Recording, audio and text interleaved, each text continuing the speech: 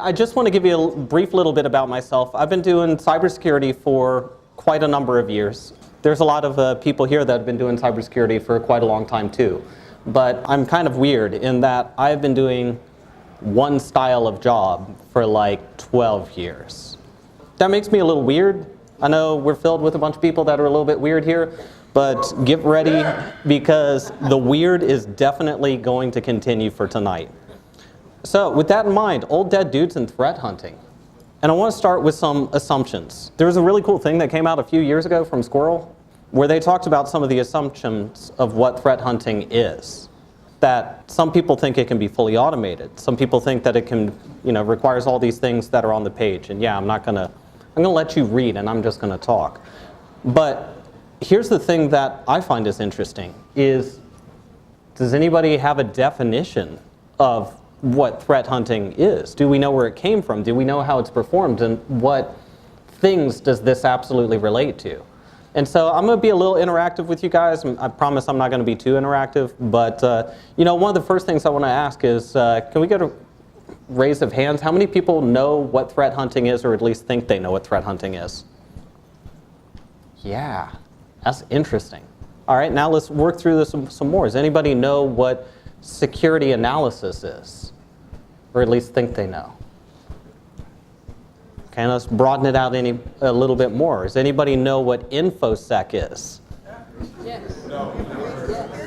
Might want to go look at who's doing the con and what the con's called. But anyway, what I want you to get out of this is definitely a niche field. But what's weird about this is with all that, you'd think that nobody had ever heard of it. But it's like the hottest topic that everybody in the world's talked about.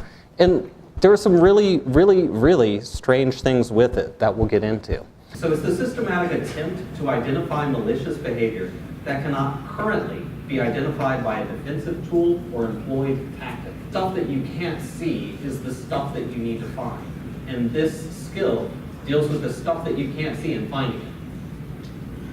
Does that seem easy or hard? Hard. You forget. You guys forget something. I'm glad for the guy who said hard. I do have manager after my title, and everybody who seems to have that tagline says it's easy because we have terms on it. People make pretty graphs. So just keep that in mind, some of this. What I want you to understand out of all of it is when we think about the process of what is threat hunting and how do we work through it, is we are still dealing with data or the absence of data. I mean, that's got to be one of our base premises. So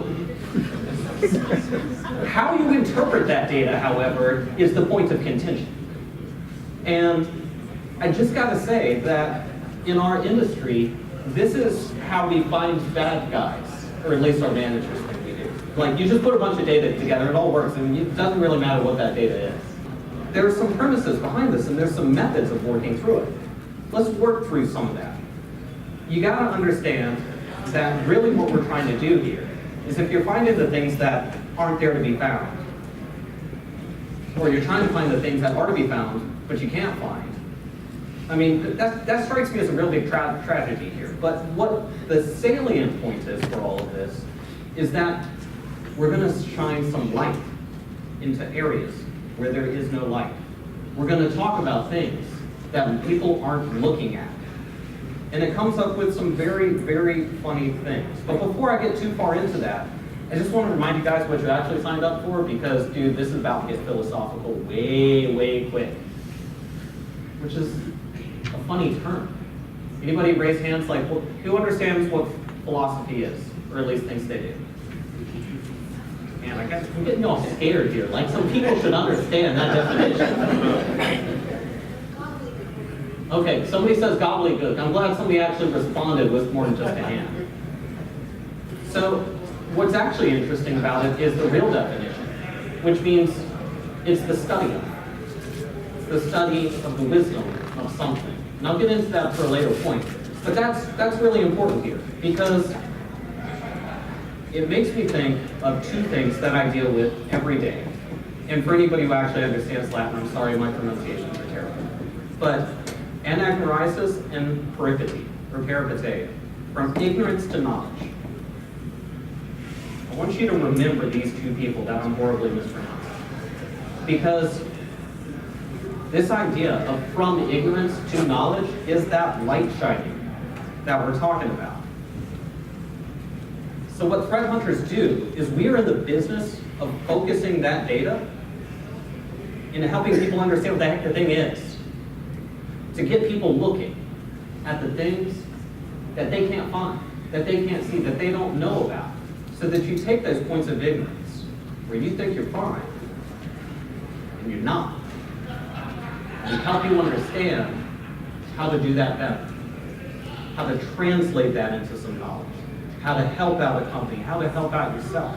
And that's where the fun is.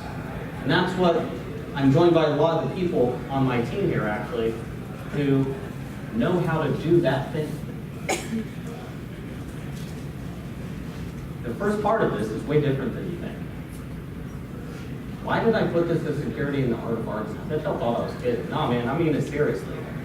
Like, do you realize that in order for you to shine light to something, people have to actually be looking at it? But we already said that they're not going to be looking at it. So there's the problem. So the first question you should ask yourself is, what's your data for? Are you making it for machines, or are you making it for people? A lot of us like to treat people like machines and machines like people, but they're not the same things. They're made for different purposes, they do different things, they function in different capacities, and they do not have the same jobs. For the machines part, I'm going to kind of slough that a little bit to the side for today because you'll see why later on. But I have more answers if you care later. So let's talk a little bit about the people. You basically can put them into two separate groups. There's the people who actually know what's going on, the technical people, and then the managers who don't know what's going on, but it'll tell you how to do the things that they don't know about. What they're trying to do by this is accomplish one of those three tasks. And it's hard, it's necessary, because the people who are doing it day to day, they can't be the one who's like also trying to tell you where to be and how to do things. Because we're looking at cool, awesome stuff when you're the technical people. But you're the only one who knows it, because you're the only one who's looking at it, because you have your flashlight. You don't have somebody else's flashlight. And you have to be like, yo, come here, look at this thing. With that in mind, and I know it's kind of small, but think about that. Because if you're technical, this is your world. You look at stuff like this, and to some of the guys who are here who are into this kind of stuff, some of that might look a little bit interesting. At least it should. So a raise of hands. Who does that look interesting for? Does anybody think this stuff is interesting? Because they're like letters and such. Like 5 people. Wow, that is cool. I'm totally in the wrong audience. I'm sorry, guys. You're just going to have to suffer through it. Well, let's take a look at it from the other side. What about the manager side? They like these things. They're pretty graphs. Who likes pretty graphs? Nobody likes words and nobody likes pretty graphs. What do you guys do? Okay, you do that. She does the graphs. She makes the pretty graphs. You know, at my work, they want me to make pretty graphs too, and I want to make the not pretty graphs. What this means here is if you got some people who want pretty graphs, you got people who don't want pretty graphs, and maybe you have like 80% of the people who seem to not care between the two. This is what it all looks like. And that's what we all feel like, especially in cybersecurity. It's like, I'm just going to do some stuff, and we're just going to hope it all works. Why is that? Anybody here feel like they have an answer to that question? Because I know y'all are dealing with it. Pull the plug. Now, we could do that. It's just scorched earth policy now. What's interesting, though, is the threat hunter can't just pull the plug. The threat hunter has got to take the one group of people, the other group of people, put these two people together, and have them not kill each other. So, remember I said old dead dudes was what this thing was about? And I haven't really dealt with any dead dudes or old dudes or anybody like that. Well, here's your first one. Blind men and the elephant. This is like some really, really ancient stuff that, I don't know, man, Google's kind of weird with some of this, but it's at least quite a couple hundred years old. And there are some people that think it's 2,600 years old. But the point is, This is an analytical technique. Did you know that? Holy crap, threat hunting in a picture. Managers? Technical people? You got it together in a picture thousands of years ago. How cool is that? That's cool to me. But what does that mean for y'all? Well, this is our modern version of the blind man and elephant. You can thank the guys for Carbon Black for actually kind of putting it together. They kind of knew what was going on, but they were like picture in picture maybe? I don't know. But what we do here is we paint pictures for you. We give you an idea of not just what these individual components are, but what they mean to you. And we've got to research it and work through it. A lot of us, we like to call it like the total timeline of an infection. If y'all were there for like back in September when I did a different talk, I talked about the chain of infection, which doesn't always apply. But it's at least nice because now you can paint a picture. So think about that. We've got to show you what happened and tell you a story. And that story could be a tragedy. That story could be a comedy. Well, one question I'll have for you is if the story is well written. Do you like the story? Yes. Better than the alternative. I'm glad some people are answering. So let me think of, like, that's a really important point here. You could have the most awesomely constructed story ever. But if nobody reads it, who cares? I got a question. Anybody read Homer? Odyssey? Holy crap, so this is better than anybody who understands analysis or threat hunting. But think about this.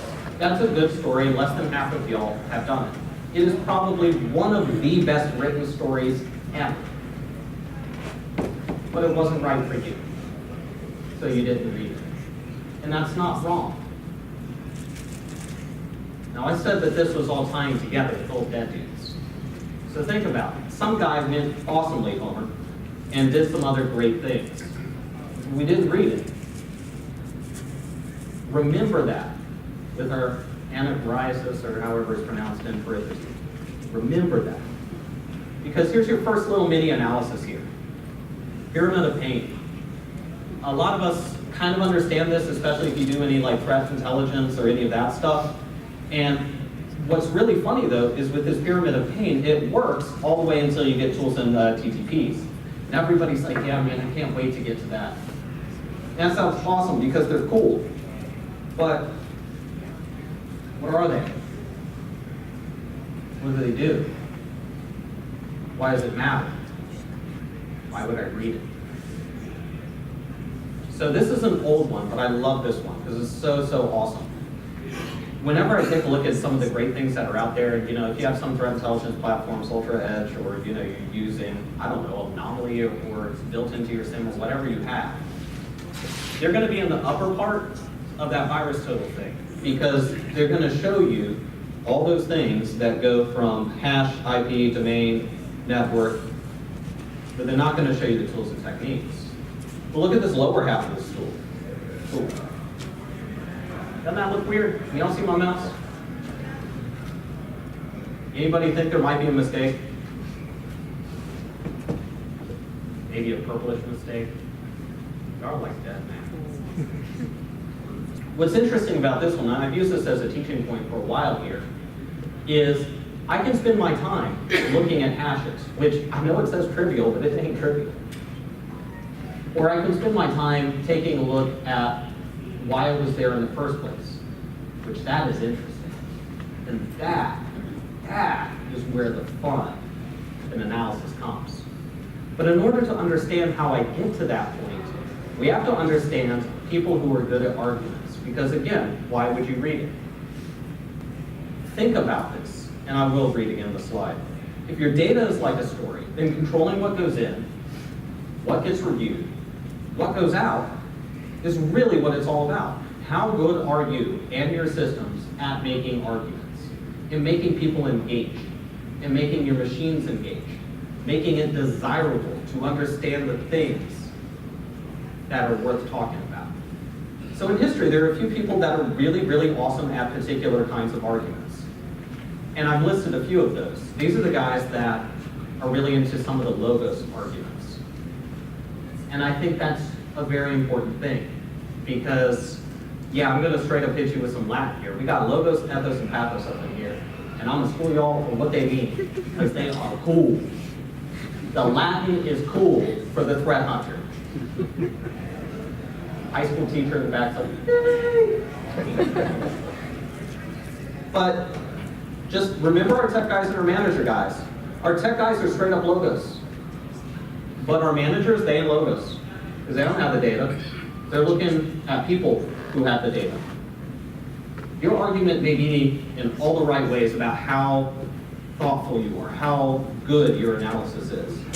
But if you cannot make your audience trust you, or at least deal with you in some way, they're not going to action on what you're saying. And we run into this all the time with our analysts. We run into this all the time with our investigators. We run this into all the time with all of our specialists, threat hunters, whatever name you feel like calling all the people who actually know what's going on versus the managers who don't know what's going on but make the directions about what's going on. So think about that. So what does your data mean to other people? Well, the first thing is it's rarely self-authenticated, meaning when y'all saw all of the hashes and the things up there and literally nobody was like, what? I don't know, man, I don't have my tools with me, I don't get it. You can't look at it in and of itself and be sure that that is something that is worth your time. So unlike what you've heard before, that doesn't mean that you can speak alone. You have to speak and draw insights and do that for others who are not going to be looking at that data. And what's really interesting about that is these two old dead dudes have given you methods to understand that. Which is first, don't act like you know when you don't know. And the other one is, the things that you know, be ready to unknow. Anybody from the career services presentation is going to be like, yes, I didn't even know that, but that's cool. We talked about it. So the other thing with this here, and this deals with an awful lot of problems that we run into as it relates to making our arguments, is we just don't say all the things that matter because we're stuck in the details that are cool. So if you put in stuff that's weird, people are going to be confused by it. If they're confused by it, they're not going to trust you. If they don't trust you, they're not going to listen to what you say. And then, hi Bob, it's been nice working with you, but you can't go. You can't stay with us. Have a nice day. I mean, we get that. SOCs run into trouble because they cannot get this point. For the record, that means Security Operations Center. It's where I spend pretty much all of my time.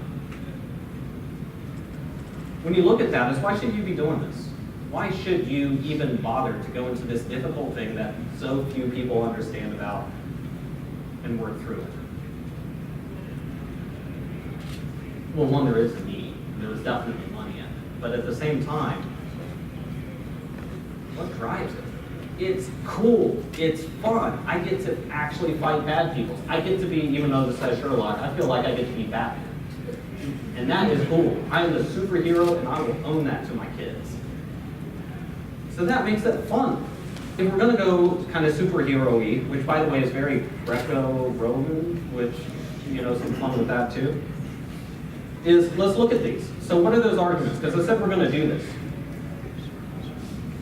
When we look at data, I mean, really all we see is the numbers. We work through it, we see the numbers, we see the letters, we see all the data, and all the things that we work through it, and we are totally in there. And all the managers are like, that's cool, but what does it mean? Well, it means what I told you. No, what does it mean? I'm sorry, Dave, I don't understand. I can't let you fix that.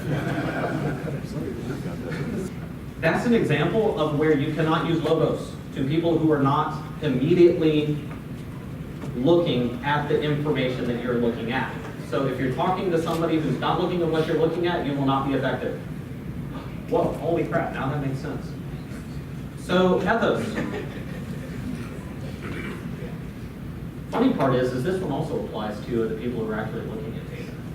But what's interesting about this one here is if you like trust somebody, like if you believe that the words that are coming out of my mouth, congratulations, you're believing ethics, because I'm totally rocking that today. It's about the things that I've done, and how I work through it, and how you should trust me because I am somebody who you should trust. Dude, they booked out to like October, and for some reason they put me up here? Okay. Failure of somebody's mistake, I guess, but still, I'm humbled, and I appreciate that y'all came here and allowed me to speak to you. So what about pathos? Hey, y'all just realized I did a pathos? See where we're going with this now? There are various forms of argument designed to elicit various forms of response. Each one of those is absolutely critical to the way in which you document your work, the way you work through your work, the way you think about your work, and why it's important. And why is this? Yeah, sorry if y'all can't read that. What's interesting with this here is when you do all of these speeches, when you work through all of these things, a lot of people, they try to shoehorn in logos, but it's not it. And so what that ultimately relates to is you get these people who say, here are these pretty numbers. The managers go, oh, I can get graphs of pretty numbers.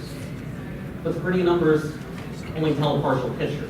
What you want is to tell the whole picture. We need to avoid this, which is what we end up doing a lot. We do that an awful lot. Because we keep trying the same things over and over again.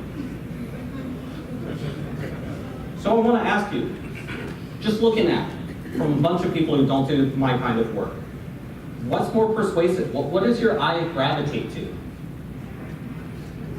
Anybody like the bunny? Okay, who likes the virus total length? Who likes the pie chart? I was hoping you do the pie chart. Who likes the hash values? A few people like hash values. I'm noticing that there are some similarities, but a lot of people are very different here. By the way, that's Bad Rabbit, which is a Pecha variant. I think that's kind of cool. A few people actually made a logo, even though it's not as common anymore. But anyway, think about that. What is most persuasive? What is most interesting? It's different for different people. We got to marry this together. You got the discipline of how to decide what to look at, what to work through, and why this would matter to you. Now, what's interesting about this one is there are very many ways of saying it. But the first thing that I want to ask you is, rather talk about, is how can you have confidence in what you do? How can you translate that to other people? Well, if you're not confident, then congratulations, you've just blown the ethos out the window. And they ain't gonna listen to you anymore. So you gotta be confident. You can't have false confidence. Has anybody ever talked about what critical thinking means? It's a beautiful thing. Same amount of people about that we have who understand how to do analysis, even though they're different people. Well, here's one of the first ones. And what I find very interesting about this reference link is this reference for critical thinking isn't actually about critical thinking. But it's one of the first hits on Google for critical thinking. So even Google can't get it right to start with. Now all the people, it's like, hey, wait, no, you're wrong, actually. So keep in mind the 5 W's is all about information gathering. And you can thank this old dude for it. He literally came up with it a couple thousand years ago. And that's the basis that everybody starts with here. But this is an information gathering technique, not an interrogative technique. Let me help you understand what that means for threat hunters, because again, this is about threat hunting and old dead dudes. So there's this phishing email, and Cisco did this really cool blog where for 2 years, they saw an evolution in gravity related to it.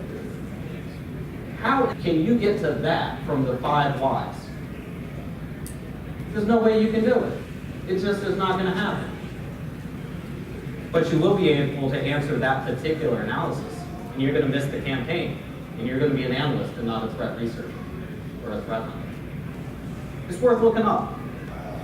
Let's talk about interrogative techniques, or interrogative, however it is. Think about the lines of questioning that you would choose, how you would work through those lines of questioning. I mean, the Socratic method literally is asking questions to figure out what it works through. So even though this 5 whys, you can thank The Advantage by Patrick Lencioni for popularizing, you should really thank Socrates. And the only reason Patrick Lencioni did it was because Toyota came up with it beforehand, and he looked at it. Way back then, Socrates came up with one of the first techniques that can be used for threat hunting that'll actually get you past point A to point B. That's interesting. Let's talk about another one here. You can thank the DoD for coming up with something, and then all us cyber people were like, I'm going to change that, but I like that. So, because most people don't know about the 5 whys, or at least they don't understand how to work through it. So there's this thing called UDA, which also uses some techniques like it. Honestly, this is a little bit more Aristotle, but the thing that's interesting about it is it tells you, here's what you do, but not how to do it.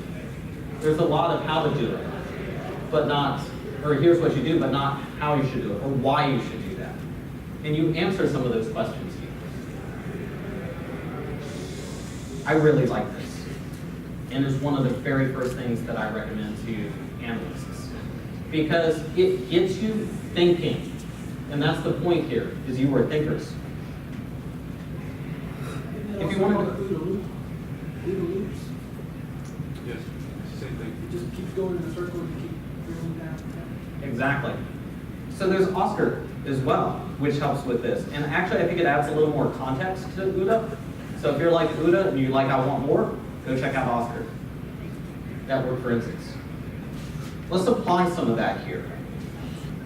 There's this thing called the diamond model, which will help you out with some of this points. And a lot of people, after you hear all this heady stuff, you think that it's going to be really, really hard.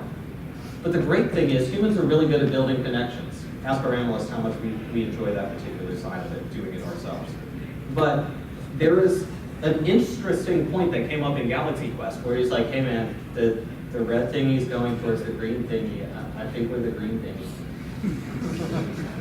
It didn't tell him. It's alien technology. I mean, it was funny, but think about that. He figured that out. It was simple, but he did. Machines can't even do that. Not well.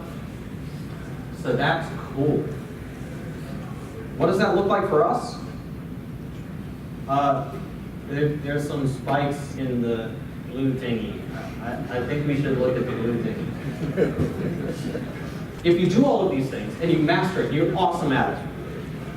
So you still might fail. You know why? It deals with a lot of old ways of thinking. Let me explain to you what that means. There's these things called logical fallacies, and they're actually really, really important things. And there's an awful lot of them, of things that people came up with a long time ago and wrote into Latin because apparently that's the cool way of doing it. But let me just briefly talk about some of those. These first two, the cum hoc ergo propter hoc and the post hoc ergo propter hoc, congratulations, all you data scientists really need to look at these two things, because that is where all of the terrible stuff happens, is when you don't get these 2 points. The old dead dudes already knew this. But then there's some other stuff too, because this whole continuum fallacy, the survivorship bias, and the complex question bias, guys, just read that for a second. Isn't that when you're trying to talk to your boss and failing? Yeah, that's what it's like, because your boss can step in for one tiny piece of data and they don't get the whole picture because you have the whole picture, and then you work through that. Or controversially, if you are that manager, you've got to recognize that these are your biases, these are your fallacies, and you've got to learn to ask the right question. The other thing that's important with this too is efficiency and routine are actually things that we care an awful lot about, because I want to look at more bad guys faster, because it's a cool thing and nobody can do it all. So there's a couple of different ways of looking through these strategies, and I don't really have enough time to go through them all. But what I will say is pretty much our entire industry thinks that intelligence-driven is the whole of threat hunting, and it's like the beginning. So keep that in mind. What does that mean though? What this means for you is if you're going to be efficient, if you're going to do these things, you've got to always be thinking outside the box. You can't be in the box. If you're in the box, you need to get out of that box, because I'm sorry, you're not a cat, you're a king. So remember that. Remember that. Because when you look at this stuff, what's the most efficient? What is the most efficient thing? Even Solomon himself said that it is more important even if you make plans, to realize that those plans, they're gonna change, man, just don't hold them too tight. Another old dead dude had some ideas. What would you choose between that? Like, there's the data stuff there, there's the visualization guys for the person who likes pretty graphs, and you know, we've got actual emails. Sorry for picking on you. And you know, then there's other things too, like there's a red, and the red thingy might mean the bad thingy, right? Red means bad, that's how it goes, right? That's what it actually looks like. What would you choose? What would you pivot on? How would you get to that conclusion? Do you realize these are things all in your head and has absolutely nothing to do with any particular technological skill set that you have or any particular certification that you have? You can thank Chris Sanders for trying to look at this, because he came up with an investigative theory course, which is better than anything I can do. But you should look it up, because it teaches you why you would choose some of these things, how you would look through it. This then relates to philosophically then, how do we work? Remember what philosophy means. Anybody remember from way back forever ago? Study of wisdom. You know, this isn't something that's just crazy, it's actually useful. We do a bunch of Google, like a whole bunch of Google, like pretty much everybody. But it's Googling with a purpose. We have a structure to it. We have ways of working through it, deciding what is the most effective thing, because we are awesome Googlers as our top skill set, which can never go on a resume. But it really shouldn't it, right? I mean, like, if the Google hacking can go through like 3 different revisions and still be useful, there you go. So let me help you understand a little bit what it means like to go through that. Well, there are 3 people here, and I like all 3 of them. Let's think about this for a second here. Remember I talked about logos, pathos, ethos? Well, if you're familiar with these 3 characters and the things that they've done, they have 3 different forms of argumentation. Logos, duh. Pathos, slightly more interesting. You remember he was erratic, but he was like also really, really interested, and he was a cool dude. And Rick is just a little bit more like, yeah, man, I do it because I can. I'm me. I got this. And that's his answer for everything. So this is the 3 approaches that can be taken. But when you do research, you got to be more like the Einstein guy. I'm sorry, it's just the other stuff is not going to happen. And if you try, if you're one of those people who like these other arguments, you're going to come up with some really weird ideas, but not the good way. How do you find evil? How do we work through that? It's easier than you think. Because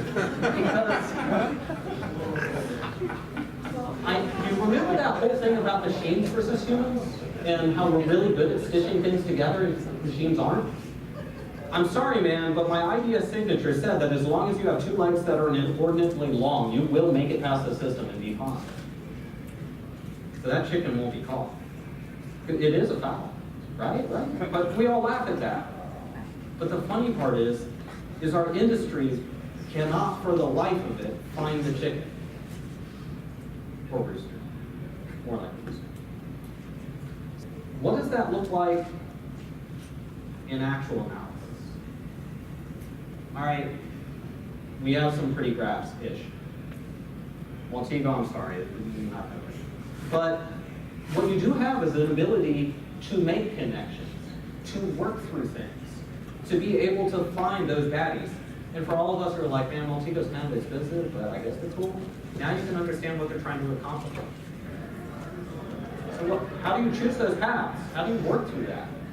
We exist because nobody likes being hacked. Because nobody likes being hacked, I have a job. And lots of people have a job. And we like having jobs. But we've got to make sure that we're really good at understanding what those jobs mean. What this means for us, for threat hunters, is our philosophy is the unknown. What that means for us here is it all comes back to anagnosis and derivative. We've got to find that eureka moment, that aha, and work through it, and be able to provide you with a good answer there. I hope this is going to make you think of one thing. Why should I care about you? Why should I do all of this? Why should I work through it? Well, congratulations. You can thank Diagnosis of Synod for the fact that you have a critical mind and are a little bit acidic. because he came up with the old idea of cynicism, which is actually also useful for us. But isn't that interesting to know? There are other old people that are really helpful, and people who we think are not old but are actually older. If you're going to understand how to move, how to not be that in-the-box thinker, because we hear be outside-box thinker, and for people like me, I'm like, great, how? We'll be outside the box. Yes, but I'm not actually in a box. What does that mean? There are some standards that can help you understand what things you should be pursuing versus not pursuing in your unknowns. And don't pursue those things for which you are not yet ready. But moreover, when you do these things, a threat hunter, go figure, should be focused on a threat vector or a threat actor, or understanding more of an environment, or a particular technology, or a particular baddie, or a particular something. So you want to know how Cisco was able to come up with that 2-year thing? Because somebody spent a lot of time thinking about that. Probably why it took 2 years until it was put out. So you can thank Lao Tzu for this whole notion of how to be nimble and work through it and being outside the box. Anybody think that's cool? One guy thinks it's cool. And for the record, this is going to persist for like 2 slides. But here is a couple of things for you. Here are a few guidebooks here. Because frankly, I would be doing a disservice to you if I walked through this too much. Since my whole notion is you have to go into the unknown. If I tell you what is known, that's only going to get you down a path of pursuing the thing that you're not actually interested in pursuing. So why don't you understand the framework as it applies to the technologies that you have? We have some of our sponsors here, like Alert Logic. You should learn what they're capable of and what they're not capable of. And of those things they're not capable of, now you found your hunting ground. So here's how you can work through it on your own, and just some ways to kind of help you there. Go ahead and check out the Google Drive, and that's how you can get access to some of this information. If I have to leave you with a couple of things, and we're not done yet, but if I have to leave you with a few things, remember these forms of argument. Because if you find yourself hitting a wall, whether it be a people, a process, or a technology, I guarantee you it is because you've attempted to use one of these arguments by themselves, or you've attempted to use the wrong combination of these arguments. Be better at argument making, and you will be a better threat hunter, and you will be a better communicator.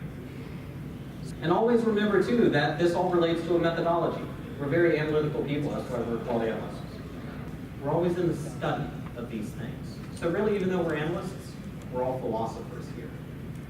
And that brings us back to anagnorisis and pericity here. And those two epics, their crisis point radically altered their entire worldview. And with the information that you've gotten in this short talk, I can guarantee you there are very few places where you can hear what you just heard. At least that I know of. Maybe somebody knows that. So here is your aha moment. You can be a threat hunter. You can do these things. You can work through it, and you can be awesome in ways that people have never thought of before. Because you know about old dead dudes. Threat hunting. Y'all want to do another microanalysis? Yeah. All right. Well then, we will level you up here. So, before I just go and march right into this, I want to give just like a few moments for like a couple of questions, and then I'll go do it. So does anybody have some questions, or did I go too fast? Want me to skip back a bit? Yeah, go back to your QR code. The QR codes I will definitely go back to. There you go. Anybody have any other questions? What about all the links? So all the links will be in that QR code, and so it's going to provide you a whole path right there. The only thing that won't be included is in this slide deck, which I'm going to go give to whoever does it, and then you'll have it. Another question? Another 2 questions?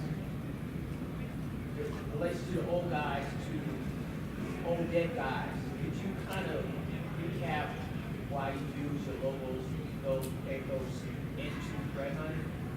Yeah, because really, I've heard one person who will remain nameless but is here, who told me that 90% of cybersecurity is your ability to be a good showman. I honestly don't think that, but what I do think is the case is that a very large percentage of your ability to be a good threat hunter is in your capability of expressing your thoughts to somebody else such that they actually take action on it. So expanding on that, you as the threat hunter yourself and the information that you're looking at, that's more in the logos categories, whereas the other two are convincing your audience, hey, this is a problem. I mean, you, like you said, you can show them the actual hash and they're going to go, what the hell is that? Exactly. Exactly. It's important because your analysis is not the same as your documentation. And that's a key distinctive that people don't get, because a dump of stuff that doesn't tell me what it means, I'm not going to go and spend the 2 hours it took you to figure that out, to actually see what you meant out. Say that as being a good interpreter and being able to being also being a good person that can translate. So you're interpreting stuff, and then you got to be able to translate that and communicate that effectively to your audience, whoever that is. Exactly. That's exactly what you have to do. And the funny part about it is a discipline, and most people don't think of it as a discipline. You just cover it up with a word like soft skills, but it's not that. All right, well, we'll go into our microanalysis here. I just want to pose a few things. There's Plato's allegory of a cave, because I couldn't get around to Plato too much yet. But the thing that's interesting about it here is it goes through, and the TLDR of it is that the less information you have, the less accurate you can be about what is occurring. Sorry for the black and white, but for real, this is about the best quality that I could come up with.